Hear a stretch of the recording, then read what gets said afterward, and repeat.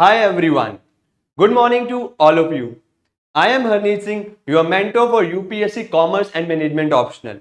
And आज की class में हम डिस्कस करने वाले हैं complete book list for commerce and accountancy optional paper.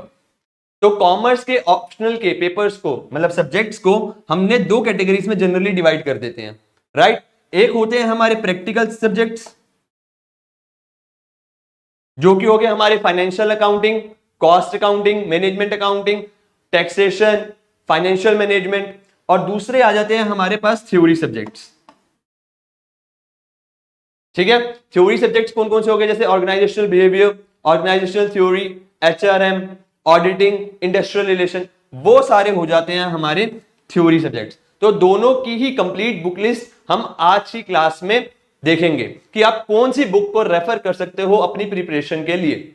और जो स्टूडेंट्स मेरे से बार बार पूछते रहते हैं कि सर प्रैक्टिकल क्वेश्चंस मतलब न्यूमेरिकल्स कौन सी बुक से प्रैक्टिस करें, तो उनके लिए भी आज सारी बुक्स पता चल जाएंगी कि किन किन बुक से वो न्यूमेरिकल्स प्रैक्टिस कर सकते हैं। ठीक है, अब बिफोर स्टार्टिंग दी वीडियो मैं आपको बता दूं कि आपको डायरेक्टली बुक पे जाके जंप करके पढ़ना स्टार्ट नहीं कर देना है। सबसे पहले आपको पास्ट ईयर पेपर का एनालिसिस करना है। क्या करना है? पास्ट ईयर पेपर का एनालिसिस करना है और टॉपिक वाइज जाके अपने सारे टॉपिक्स को रिस्पेक्टिव बुक से कवर कर लेना है। अगर जो बुक आपने ऑप्ट करी है, चूज करी पढ़ने के लिए, उसमें वो टॉपिक नहीं है और पास्ट ईयर में पूछा गया है, तो आपको क्या करना है? अपनी बुक को चेंज करना है, उस बुक से उस टॉपिक को दोबारा कवर कर लेना है। ये नहीं करना कि भाई बुक ऑप्ट कर ली, भाई लेट सपोज फाइनेंशियल अकाउंटिंग पढ़ना स्टार्ट कर रहा हूं, बुक ले ली मैंने और स्टार्टिंग से पढ़ना स्टार्ट कर दिया, देखा नहीं भाई सिलेबस क्या है और कौन से टॉपिक आ रहे हैं या उस बुक में कंप्लीटली गिवन है या नहीं है। तो हमें पास्ट ईयर पेपर सबसे पहले एनालिसिस करना है और टॉपिक वाइज स्टडी करते चलना है। फॉर एग्जाम्पल मैंने एक टॉपिक चूज कर लिया, मैंने जो भी बुक चूज कर रखी है सबसे पहले उससे पढ़ूंगा, फिर पास्ट ईयर में देखूंगा क्या सारे मतलब उस टॉपिक के सारे क्वेश्चंस हो रहे हैं या नहीं हो पा रहे, सारे कंसेप्ट्स कवर्ड हो रहे हैं या नहीं हो रहे। अगर नहीं हो रहे तो मैं फिर किसी और बुक में भी जाके उसको स्टडी करूंगा। ठीक है, करें स्टार्ट। तो फर्स्ट आता है हमारा सब्जेक्ट फाइनेंशियल अकाउंटिंग। तो फाइनेंशियल अकाउंटिंग में जो हम बुक यूज कर सकते हैं वो है हमारी जे.आर. मोंगा। जे.आर. मोंगा की कॉर्पोरेट अकाउंटिंग की बुक आती है, बहुत ही अच्छी बुक है, वो आप यूज कर सकते हैं और इसमें से आप न्यूमेरिकल्स प्रैक्टिस कर सकते हैं। अब एक चीज और, अगर आप कॉमर्स बैकग्राउंड से मींस आपने बीकॉम ऑनर्स या एमकॉम में भी फाइनेंशियल अकाउंटिंग वगैरह या आगे आने वाले सब्जेक्ट्स पढ़े होंगे, तो जो बुक आपने अपने बीकॉम ऑनर्स में या एमकॉम में पढ़ी है तो ट्राई करना उसी बुक को यूज करो।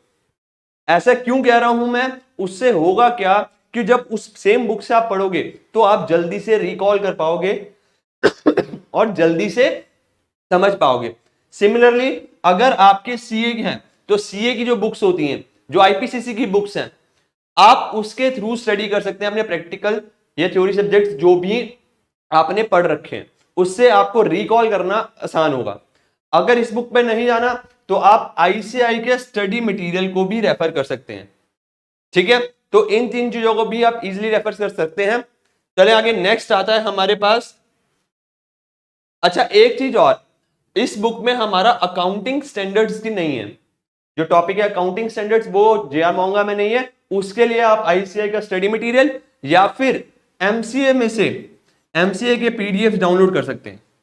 ठीक है, एमसीए की वेबसाइट से डायरेक्टली अकाउंटिंग स्टैंडर्ड के पीडीएफ डाउनलोड कर सकते हैं।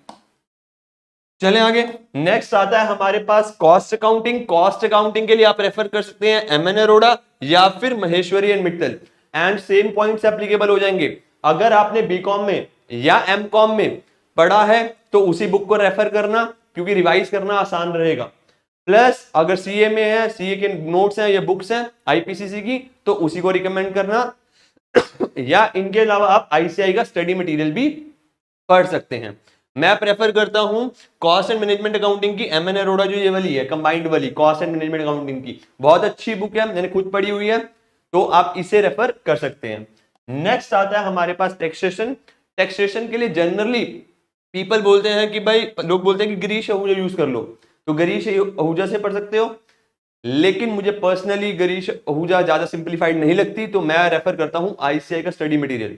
तो एक बार आईसीआई का स्टडी मटेरियल जरूर पढ़ लेना, बहुत ज्यादा सिंप्लीफाइड लगता है मुझे। और एक चीज और ध्यान रखना, इनकम टैक्स पढ़ते वक्त ध्यान रखना कि आपको अपडेटेड रहना है, जो भी प्रोविजंस या अमेंडमेंट्स हो रहे हैं इनकम टैक्स में। तो आप ये वाली पुरानी बुक नहीं उठा सकते, आपको हर एक साल अपडेटेड मतलब न्यू बुक ही लेनी पड़ेगी, या आप अमेंडमेंट्स के साथ अपडेटेड रहना। ठीक है। फिर आता है हमारे पास पेपर 1 में ऑडिटिंग के लिए आप यूज कर सकते हैं अरुणा झा। ठीक। अब प्रैक्टिकल्स में ध्यान रखना कि ये ना हो कि बुक के सारे क्वेश्चंस आप प्रैक्टिस कर रहे हो। आप कर क्या सकते हो कि जो भी कंसेप्ट्स हैं उसको एक बार तुमने देख लिया और नोट डाउन कर लिया। फॉर एग्जांपल जैसे इशू ऑफ शेयर्स है, तो इशू ऑफ शेयर्स की जो डिफरेंट केसेस हो गया, भाई प्रीमियम के केस में ये एंट्री, डिस्काउंट के केस में ये एंट्री, अगर फॉरफीचर है तो ये एंट्री, सारे क्वेश्चंस अटेम्प्ट ना करना। ये सब एक बार करने के लिए बाद पास्ट ईयर पेपर के सारे क्वेश्चन अटेम्प्ट करो, और 5 to 7 जो एंड के कॉम्प्रिहेंसिव क्वेश्चंस होते हैं वो अटेम्प्ट करो। रेदर देन आपने क्या करा कि हर एक टॉपिक के बाद कि भाई इशू ऑफ शेयर्स में प्रीमियम पड़ा तो उसके क्वेश्चन अटेम्प्ट करने बैठ गए, वो गलती मत करना, टाइम वेस्ट हो जाएगा।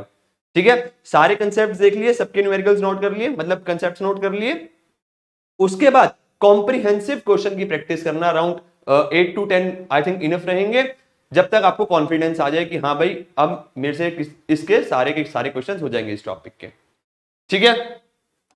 फिर हम बात करते हैं फाइनेंशियल मैनेजमेंट की। तो फाइनेंशियल मैनेजमेंट के लिए आप रेफर कर सकते हैं आरपी रस्तोगी या फिर एम वाई खान, दोनों ही अच्छी बुक्स हैं।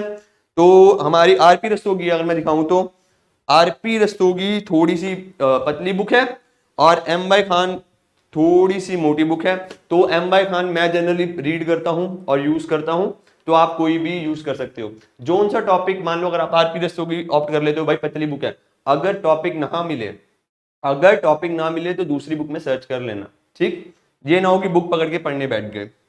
और सेम बात है, अगर आपने बीकॉम या एमकॉम में कोई भी बुक पढ़ी है तो आप वो भी इजीली रेफर कर सकते हैं, या फिर आईसीएस का स्टडी मटेरियल। ठीक है।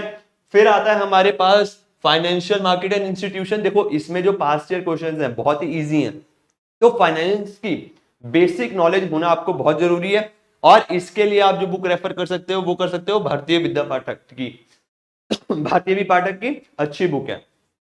ठीक है। ये हो गया हमारा फाइनेंशियल मार्केट एंड इंस्टीट्यूशन। अब बात कर लेता हूं पेपर 2 की। पेपर 2 में सबसे पहले आ जाते हैं मेन हमारे थ्योरी सब्जेक्ट्स। तो थ्योरी में organisation theory and organisation behaviour के लिए टीएन छाबड़ा और सीबी गुप्ता बेस्ट बुक्स हैं। देखो बुक से पढ़ने का एडवांटेज क्या होगा, आपको बहुत सारे एग्जाम्पल्स पढ़ने को मिलेंगे, और आजकल बुक्स में हो क्या गया है, वो प्रैक्टिकल एग्जांपल ज्यादा देते हैं कि भाई प्रैक्टिकली कंपनीज कैसे इंप्लीमेंट कर रही हैं, तो उसको आप यूज कर सकोगे अपने एग्जाम में। राइट। फिर सेम एचआरएम के लिए भी आप सेम बुक्स यूज कर सकते हो। एचआरएम के लिए भी CB Gupta and TN Chhabra both are good one. फिर आता है हमारे पास लास्ट इंडस्ट्रियल रिलेशन के लिए या तो आप अरुण मुनप्पा या फिर घोष यूज कर सकते हो, both one are good one. ठीक है। थ्योरी याद करते वक्त याद रखना है कि पढ़ने के बाद साथ साथ अपने नोट्स क्रिएट करना और उनको रिवाइज करना जरूर। ठीक है। So that's all for today. Bye bye, take care, see you soon.